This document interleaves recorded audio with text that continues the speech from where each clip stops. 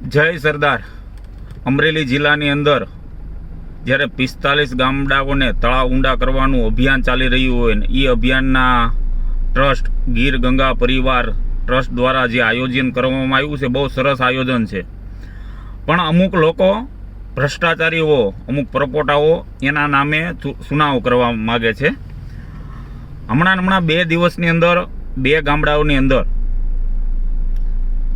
જે ઇટાસીઓ મૂકવામાં આવ્યા છે, ખેડૂતોને જે એની માટી ખેતરમાં પુરાણ કરી શકે તે માટે જે ઇટાસી અને તળાવોને ઊંડા કરવાનું જે કાર્ય કરી રહ્યા છે ગીર ગંગા પરિવાર ટ્રસ્ટ મિત્રો, એને લઈને અમુક ભ્રષ્ટાચારીઓ રાતના ડીઝલ ચોરી કરે છે, અમુક પૈસા ઉઘરાવે છે.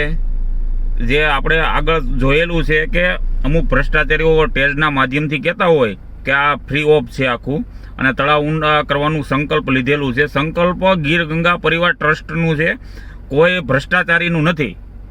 આગળ પણ મેં વિડીયોની અંદર જણાવ્યું હતું ગીર ગંગા પરિવારને પ્રમોટ કરો, નહીં કોઈ ભ્રષ્ટાચારીને. પરંતુ અવારનવાર આ ગીર ગંગા પરિવારને હાથો બનાવીને જ્યારે અમુક ભ્રષ્ટાચારીઓ એનો પોતાનો પ્રસાર કરતા હોય અને એના જ સાગરિકો જ્યારે ડીઝલ ચોરી કરતા પકડે છે અને એને સાવરે છે, અને જે પૈસા લેવામાં આવે છે ખેડૂતો પાસેથી જે માટી પુરાણ માટેના, મિત્રો આ બધું જાણવા જેવું છે. અમે ભલે સુરતની અંદર વસવાટ કરતા હોય, ખેડૂતના દીકરા છીએ, છતાં અહીંથી સૌરાષ્ટ્રનું ધ્યાન રાખીએ છીએ કે સૌરાષ્ટ્રની અંદર ગામડાઓની અંદર કઈ રીતનું શું બને. 2 દિવસ પહેલાં નાજાપર ગામના પ્રવીણભાઈ પાનસુરિયાએ સ્વીકારેલું છે કે રાતના 3 વાગે ડીઝલ ચોરી કરતા મેં પકડ્યા હતા મારા હાથે. પણ એ જે ચોર ડીઝલ ચોરી કરતા હતા અને અત્યારે જે ડીઝલની મહામારી ચાલે છે એવા સમય દરમિયાન જો ડીઝલ ચોરી કરતા હોય અને તો એ ખેડૂતોનું શું ભલું ઈચ્છતા હોય. ખેડૂતોના નામે આ બધા પોતપોતાના રોટલા ચેકવા માટે આ ભ્રષ્ટાચારીઓ ગીર ગંગા પરિવાર ટ્રસ્ટને આગળ રાખીને કાર્ય કરે છે. ગીર ગંગા પરિવાર ટ્રસ્ટ એક પ્રાઇવેટ ટ્રસ્ટ છે અને લોકોની મદદ માટે નીકળેલું છે.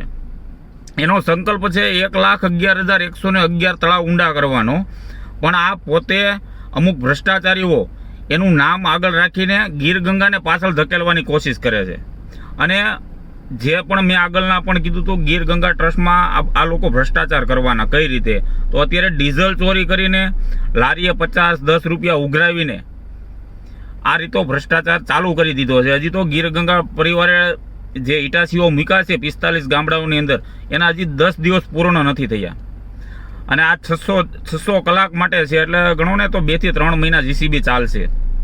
તો આ લોકો કઈ હદ સુધી જવાના છે તમને બધાને ખેડૂત મિત્રોને ખબર પડે, અને આના ઉપર ખાસ ધ્યાન રાખજો. કોઈ પણ ગામડાઓની અંદર ગીર ગંગા ટ્રસ્ટમાંથી કે એના કોઈ ભાજપના અમુક જે ભ્રષ્ટાચારીઓ છે એ કોઈ જગ્યાએ પૈસા ઉઘરાવતા હોય, કોઈ જગ્યાએ ડીઝલ ચોરી કરતા હોય, કોઈ જગ્યાએ કોઈ લોકોને દબાવતા હોય તો કાયદેસર ફરિયાદ કરજો, આના ઉપર કાયદેસર કાર્યવાહી થાય. આ કોઈના બાપાની જાગીર નથી ગીર ગંગા પરિવાર ટ્રસ્ટ. એ લોકોને ગામડાઓના તળાવ ઊંડા કરવા માટેનો સંકલ્પ લીધેલો છે ગીર ગંગા પરિવાર ટ્રસ્ટે.